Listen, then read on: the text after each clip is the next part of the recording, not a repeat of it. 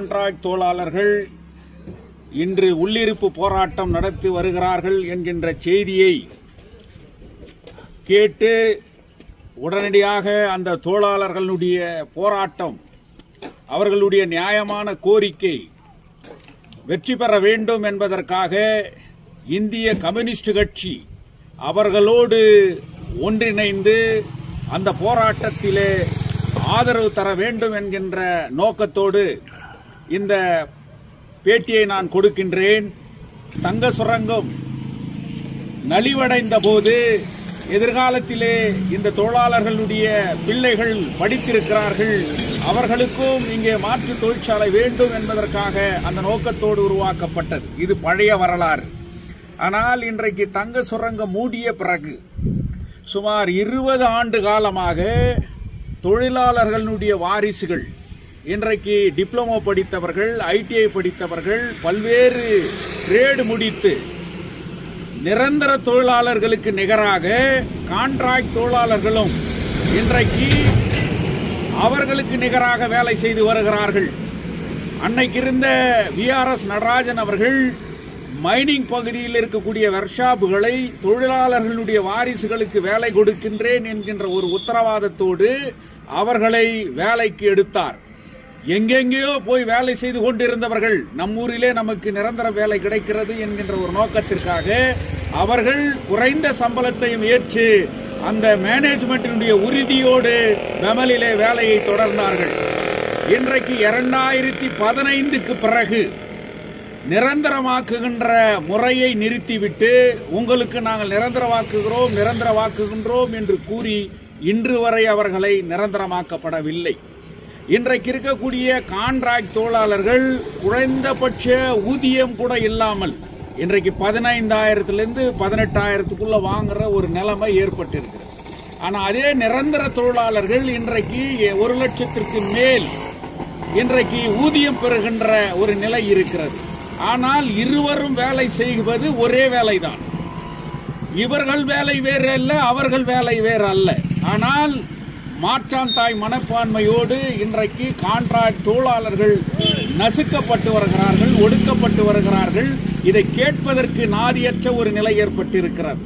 இதை யார் கேட்க வேண்டும், யார் பேச வேண்டும்?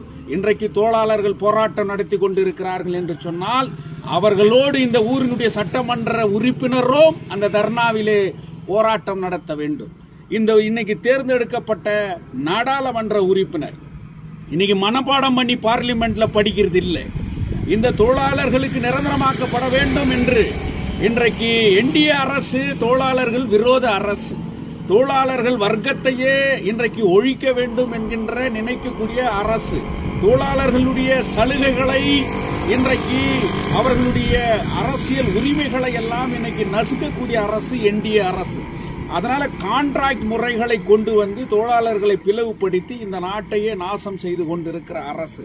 அதனால இப்படிப்பட்ட போராட்டங்கள் நடக்கின்ற போது தங்கவயலில் இருக்கக்கூடிய அனைத்து அரசியல் கட்சிகளும் இன்றைக்கு பொது அமைப்புகளும் இன்றைக்கு ஒன்றுபட்டு அந்த தொழிலாளர்களுடைய போராட்டத்திலே அணி சேர்க்க வேண்டும். அவர்கள் நீதிமன்றத்தை நாடி இருக்கிறார்கள். நீதிமன்றம் கூட உத்தரவு கொடுத்திருக்கிறது.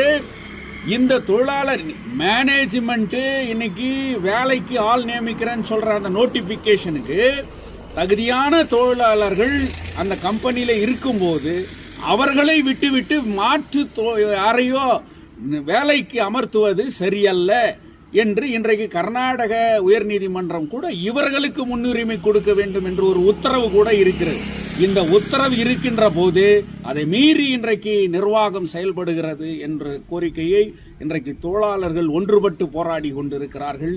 இன்றைக்கு இந்திய கம்யூனிஸ்ட் கட்சி 31,500 ரூபாய் ஒரு குறைந்தபட்ச கூலி தொழிலாளர்களுக்கு கொடுக்க வேண்டும் என்கின்ற ஒரு போராட்டத்தை கூட இன்றைக்கு நடத்தி வருகின்றது.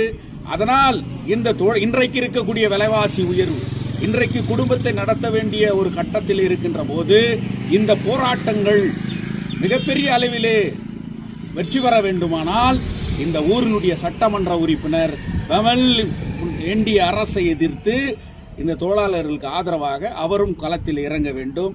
அனைத்து அரசியல் கட்சிகளும் இறங்க வேண்டும். இன்னைக்கு கர்நாடக மாநிலத்தை சார்ந்த மண்ணின் மைந்தன் சொல்லக்கூடிய இன்றைக்கு மரியாதைக்குரிய குமாரசாமி அவர்கள் இன்னைக்கு ஹெவி இண்டஸ்ட்ரி மினிஸ்டரா இன்னைக்கு இருக்கிறார்.